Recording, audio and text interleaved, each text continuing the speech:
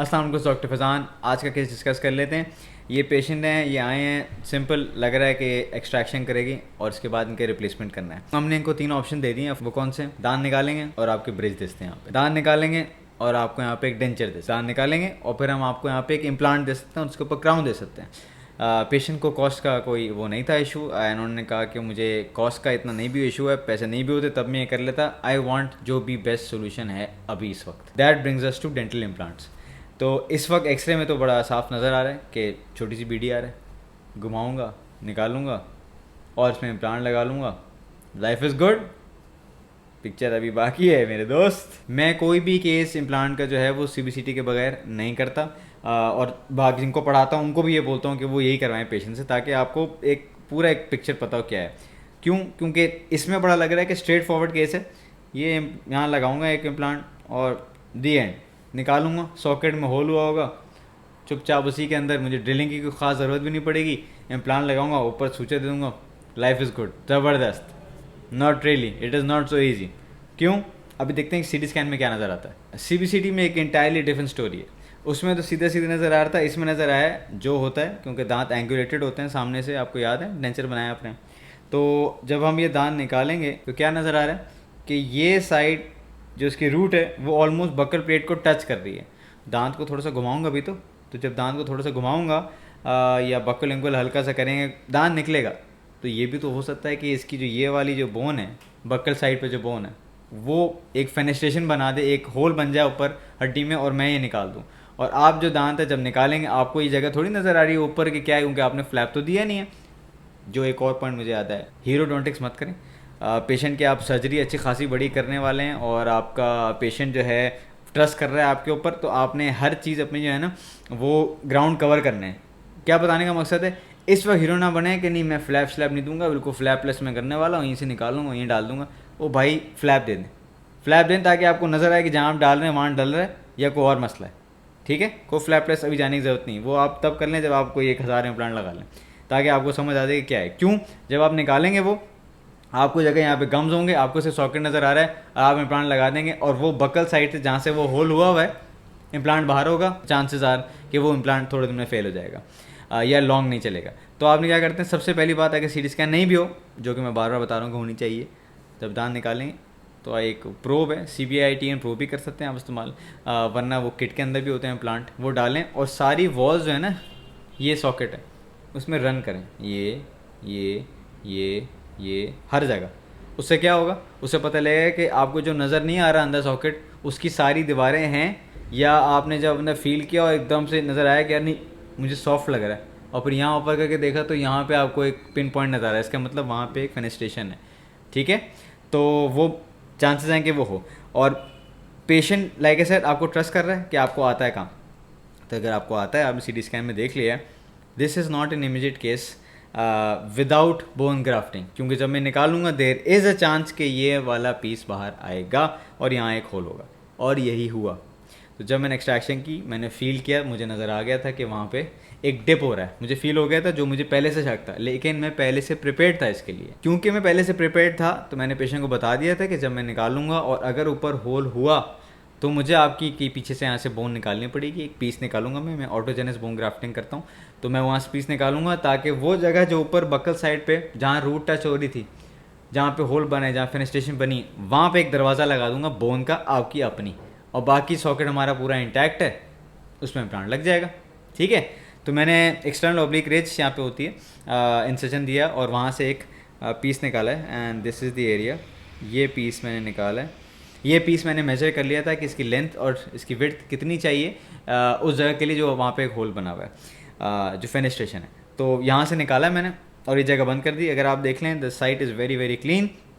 ये immediately after suction नहीं है कि 6-7 सक्शन की निकाला और फ़ौरन तस्वीर खींच ली। यूजली मेरी सर्जरी इतनी ही ब्लड फ्री होती है, या थोड़ा सा ब्लड आता है, सक्शन की होगी ज़रूर ऑफ कोर्स, लेकिन यूजली इतना ही होता है। क्यों? क्योंकि प्रोफाउंड एनेस्थीसिया दिया होता है, तो उससे भी काफ़ी वेजर कंस्ट्रक्शन हो जाती है। जब तक आपको नज़र नहीं आएगा ना, तो आप काम नहीं कर सकते। खून खराबा दिखाने का मतलब नहीं ओहो मैं बहुत बड़ा सर्जन हूँ, ये देखो ये क्या मारती है, क्या बात है, बहुत खून निकल रहा है, आपको सेटिस्फाइंग लग रहा है कि आप जो है वो कर रहे हैं काम, एवरेज काम होगा, क्योंकि आपको नज़र ही नहीं आ रहा है आप क्या कर रहे हैं। तो as much as possible please blood free आपकी साइट होनी चाहिए। ये वो है साइट जहाँ पे हमने काम करना है। अगर आप देख रहे हैं ये मेरा इम्प्लांट लगा हुआ है, ठीक है। पूरी बोन इसके बकल यहाँ पे सब जगह थी, लिंगुअल भी थी, पैरेटल मेजर डिस्टल सब जगह इसने सॉकेट में था। ऊपर जहाँ से बोन का पीस निकाला था वहाँ फेनेस्ट्रेशन बनी थी और वहाँ पे मैंने ये एक बोन का पीस लगा दिया है। इम्प्लांट जो है वो सेंटर में, उसके ऊपर वाली साइड पे ये पीस लगा हुआ है और उस पीस के जो बोन का ब्लॉक लगाया हुआ है उसको यू हैव टू उसमें होल करने पड़ते हैं, आपको उसको पेनिट्रेट करना पड़ता है, डीकॉर्टिकेट करना पड़ता है। क्यों?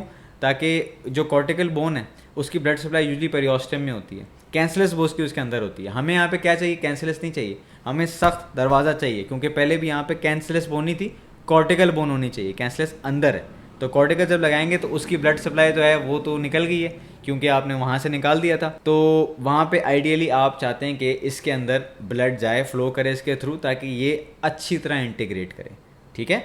तो मैंने लगाया और उसके अंदर बीच में होल किया है, आपको ये नज़र आ रहा होगा, ये देखें खून उसके थ्रू भी आ रहा है, ठीक है। That gives you a higher chance of integration with the क्या कहते हैं रेसिपिएंट साइट, ठीक है। ये वो 2 स्क्रूज़ हैं। आई थिंक ये कोई इसमें नज़र थोड़े बड़े लग रहे हैं, बट प्रॉब्ली 1 या 1.2 mm के ये स्क्रूज़ होते हैं। 3.5 से 3.5 बाय 11 का आई थिंक इम्प्लांट है, 3.5 बाय 11.5 होगा। एंड मीजर डिस्टल जो है वो दोनों दांतों से अच्छा खासा डिस्टेंस है, इक्वल है, एंड बकल भी है और लिंगुअल भी है। एंड ये जगह नज़र आ रही है आपको खाली, ये जो आपको जगह नज़र आ रही है ये है इम्प्लांट और कोई भी wall, in this case implant और बकल वॉल के बीच में डिस्टेंस खाली है, क्योंकि इम्प्लांट छोटा है, सॉकेट बड़ा है। इसको क्या कहते हैं? Jumping distance. इम्प्लांट से लेके कोई भी वॉल तक उसको कहते हैं जंपिंग डिस्टेंस। कुछ बुक पे लिखा हुआ है 2, कुछ जगह आर्टिकल्स में लिखा है 3, कि अगर जो है 3 mm तक खाली जगह है तो उसके अंदर बोन फिल करने की ज़रूरत नहीं है, खुद ही बॉडी जो है वो फिल कर लेगी उसको। मैं सेफ प्ले करता हूँ।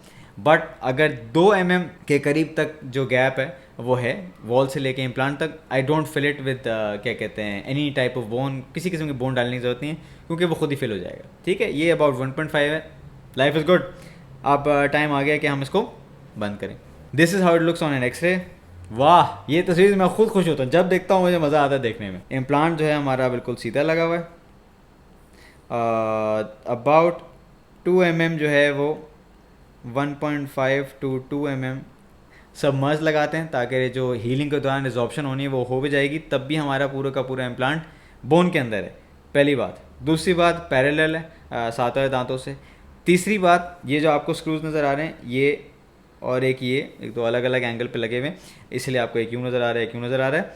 लेकिन अगर मैं इसको हटाऊँ तो आपको नज़र आएगा ये जगह थोड़ी ज़्यादा रेडियो ओपेक नज़र आ रही है। ये वो बोन का पीस है जिसको 2 स्क्रूज स्टेबलाइज करें। अगर वो नहीं करता, एटलीस्ट मेरा इतना implant which is close to 40% implant ऊपर से हवा में होता और मुझे पता ही ना होता। सो ये है। एंड पेशेंट को है वो हीलिंग के लिए दे दिया टाइम। अब अच्छा, मैं जब कोई भी इम्प्लांट लगाता हूँ, अगर स्ट्रेट फॉरवर्ड केस है उसके अंदर बोन ग्राफ्टिंग की ज़रूरत ना हो तो मैं 2 महीने में उसके ऊपर हीलिंग अपॉइंटमेंट लगा देता हूँ, मतलब उसके बाद क्राउन की अपॉइंटमेंट शुरू हो जाती है। और अगर जब भी मैं उसके साथ कोई बोन ग्राफ्टिंग का काम करूँ तो 3 महीने वेट करता हूँ। 3 महीने बाद जब वो पेशेंट आएगा तो जो स्क्रूज़ लगाए मैंने वो एक ये और एक ये वो निकाल दूँगा और उसके अंदर से भी ब्लड निकलेगा, तो दैट वुड मीन कि वो जगह अच्छी इंटीग्रेट कर गई, तो वो इट्स ब्लीडिंग एंड वो उसके साथ हील कर जाएगा और दी एंड। और उसके लिए मुझे फ्लैप नहीं देना। जब मैं यूँ करूँगा, हल्का सा यहाँ पे इंसर्शन दूंगा तो मुझे नज़र आ जाएगा कि वो टिप्स जो हैं उसकी स्क्रू की वो नज़र आ रही होंगी। मैं थ्रू एंड थ्रू उसके वहीं से निकाल दूंगा। मुझे कहीं और नीचे काम करने की ज़रूरत नहीं, कोई फ्लैप देने की ज़रूरत नहीं, क्योंकि जितनी दफ़ा फ्लैप देंगे आप कभी भी कहीं भी बोन एक्सपोज होगी, बोन लॉस होगा, तो मुझे करना ही नहीं। मैं उसके स्क्रूज निकाल दूंगा, बोन का पीस इंटीग्रेट हुआ है वो वहीं रह जाएगा और यहाँ पे क्राउन का काम शुरू हो जाएगा आपका। So that's that. Moral of the story क्या है, मोरल ऑफ द केस क्या है, वो ये है ओवर कॉन्फिडेंस जो है ना वो नहीं चाहिए। मैं जब ओपीडी में बच्चा आता है ना तो वो मुझे बताते हैं कि मैं उनसे पूछता हूँ आपकी कौन सी सर क्वालिटी होनी चाहिए। मैं कहता हूँ कि सर हम एफिशिएंट होंगे, सब ये होंगे वो होंगे। मैं उनको बताता हूँ कि मैंने कोई ओपीडी में 50,000 दान निकाल लिए, I consider my self efficient जब मैं दान निकाल रहा हूँ, ठीक है। तो अगर मैं एफिशिएंट हूँ, आप एफिशिएंट हैं जो अभी आए हैं डिपार्टमेंट में? जी नहीं, आप अंडर एफिशिएंट हो। पहले हर स्टेप पे मुझे दिखाएं ताकि मुझे कॉन्फिडेंस आ जाए कि आप ये काम कर लेते हैं, फिर आप किसी बेहतर केस में हैं। तो आप अपने आप को अंडर एफिशिएंट समझें। जब आपको लगे कि यार हो सकता है एक्स फैक्टर हो, पीछे हट जाएं और स्टेप बाय स्टेप चलें। हमेशा CBCT कराएं ताकि आपको पता लगे कि एंगुलेशन क्या है, ताकि आप पहले से प्रिपेयर्ड हो और फिर बाद में पेशेंट के साथ मसले ना हो आपके। ज़्यादातर लोग केसेस इस तरह लूज़ करते हैं पेशेंट्स को, क्योंकि उनको बोल दिया OPG में देख के ये तो ईजी केस है, आप अभी बेड मुँह खोलें निकाला और इम्प्लांट लगा दिया, 1 साल में बाहर आ जाएगा वो, डॉक्टर की भी बदनामी होगी, पेशेंट की अलग ख्वारी है फजूल में। स्कैन करा ले तो आपको पता लग जाता है कि इसमें बोन ग्राफ्टिंग की ज़रूरत पड़ सकती है। तो अगर वो आप खुद नहीं करते, कोई ऐसा बंदा जो बोन ग्राफ्टिंग करता है, जो कोई सर्जरी करता है, सर्जन है, उसको बुला लें, वो बोन ग्राफ्टिंग वाला काम आपके लिए कर देगा। तो या आप अगर खुद कर सकते हैं तो वो कर लें। वीडियो पसंद आए तो शेयर करें, यूट्यूब पर सब्सक्राइब करें। Thank you for watching.